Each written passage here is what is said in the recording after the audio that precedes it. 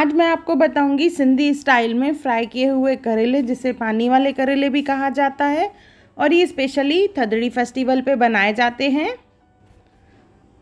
Hello friends, मैं मुस्कान आहूजा और आपका स्वागत है मेरे चैनल हुनर मुस्कान का पे। आइए रेसिपी बनाना स्टार्ट करते हैं। करेले लेंगे, उसे अच्छे से धो के साफ़ कर लेंगे। इसके बाद इसे छीलना है।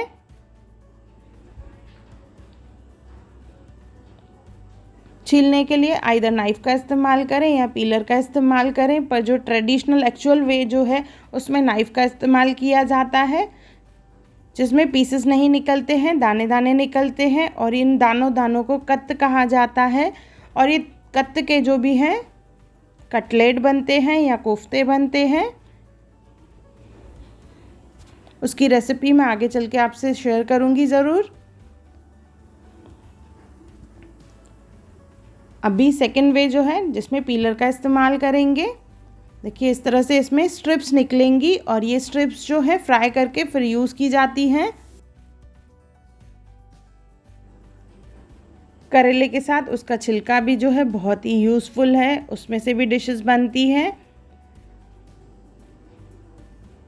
और उसकी जो छिलके निकलते हैं, जिसे मैंने बताया कत्त कहा जाता है, कत्त में से आइदर कोफ्ते या कटलेट भी बना सकते हैं। और जो छिलके पीलर से निकाल रहे हैं तो उसे फ्राई करके भी हमें यूज़ कर सकते हैं।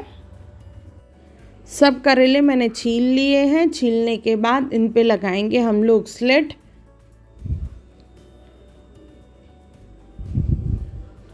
एक स्लिट लगाने के बाद इसे ओपन करेंगे और इसमें अगर बीज पक्के रहेंगे तो निकाल देंगे, अगर सॉफ्ट कच्चे हैं तो उसे रहने देंगे। और इन्हें फिर 2 हाफ में कट करना है। देखिए सब करेले मैंने 2 हाफ में कट कर लिए हैं। इसके बाद इसमें डालेंगे नमक। नमक लगा के हमें इसे 15 मिनट से आधे घंटे तक रखेंगे, जिससे नमक अच्छे से लगे इस पर।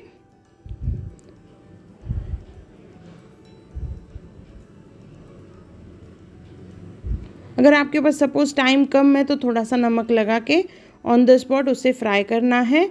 और ज़्यादा नमक लगा रहे हैं हम लोग, टाइम के लिए रख रहे हैं इसे, तो इसे बाद में वॉश करके बाद में यूज़ करना है। तो मैंने इसे रख दिया है, आधा घंटा हो चुका है। आधे घंटे के बाद इसे अच्छे पानी में 3 बार वॉश कर लेंगे, जैसे एक्सेस नमक जो है पूरा निकल जाए इसमें से।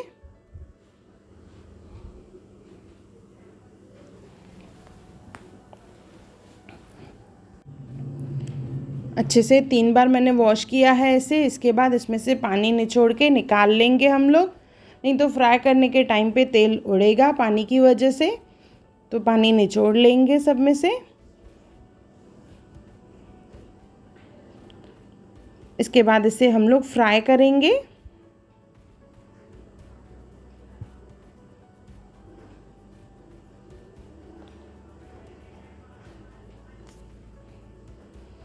तेल गरम कर लेंगे पहले, उसके बाद इसमें डालेंगे हम लोग करेले और इसे हम लोग डीप फ्राई करेंगे गोल्डन ब्राउन होने तक।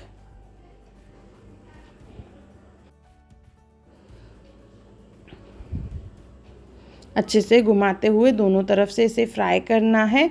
जैसे जैसे फ्राई करेंगे ये क्रिस्प होते जाएंगे और इनका कलर जो है ब्राउन होता जाएगा। ये सब्ज़ी बहुत ही बढ़िया बनती है, दाल चावल चपाती और दाल के साथ खाएं तो सबको बहुत पसंद आती है, बच्चे भी इवन खुशी से खाते हैं ये। देखिए ये धीरे धीरे डार्क होते जा रहे हैं, ये ऑलमोस्ट फ्राई हो चुके हैं।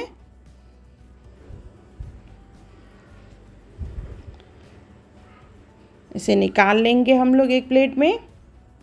इसे सिंधी फेस्टिवल थदड़ी में भी काफ़ी बनाया जाता है, क्योंकि अच्छे से फ्राई करते हैं तो ये नेक्स्ट डे पे ख़राब नहीं होता है। जैसे उसमें हमें ठंडा खाना खाना रहता है, तो उसमें मोस्टली सब सिंधी घरों में ये करेले बनते हैं। अभी ये सब फ्राई हो चुके हैं। अभी एक पैन ले लेंगे, उसमें ये करेले डालेंगे। यहाँ पे कुछ भी तेल का इस्तेमाल नहीं कर रहे हैं। इसमें सूखे मसाले डालेंगे, हल्दी, धनिया पाउडर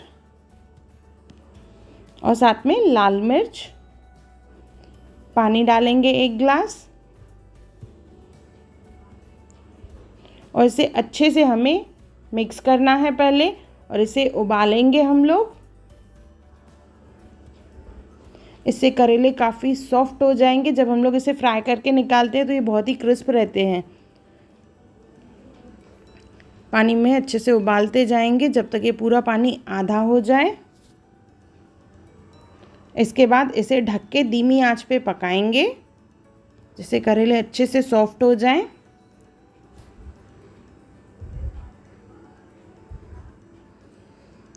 इसे थोड़ा सा पलट देंगे जैसे दूसरी तरफ से भी ये सॉफ्ट हो, और तब तक हमें इसे पकाना है जब तक पूरा पानी सूख जाए इसका और इसमें से तेल निकलना चालू हो जाए।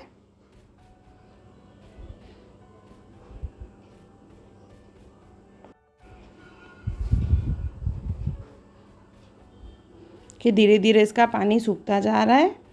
भी थोड़ा सा ही पानी बचा है, इसे थोड़ा सा मिक्स कर देंगे, आंच को तेज़ कर देंगे जिससे बचा हुआ पानी भी पूरा एब्जॉर्ब हो जाए, क्योंकि अगर पानी रहेगा तो ये नेक्स्ट डे तक ये ख़राब हो जाता है। तो इसे अच्छे से हमें सुखाना है पानी को। देखिए ऑलमोस्ट पूरा पानी सूख गया है और इसमें से तेल निकलना चालू हो गया है। इसे गर्मा गर्म चपाती और दाल के साथ सर्व करेंगे या दाल चावल के साथ, सबको बहुत पसंद आएंगे।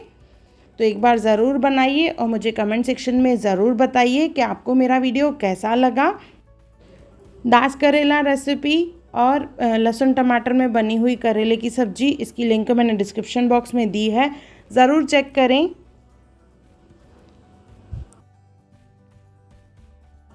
अगर आपको मेरी वीडियो पसंद आई हो तो उसे लाइक करें, मेरे चैनल को सब्सक्राइब करें, इंस्टाग्राम पे ज़रूर फॉलो करें और मेरी वीडियो को ज़्यादा से ज़्यादा शेयर करें। और मेरा वीडियो देखने के लिए थैंक यू।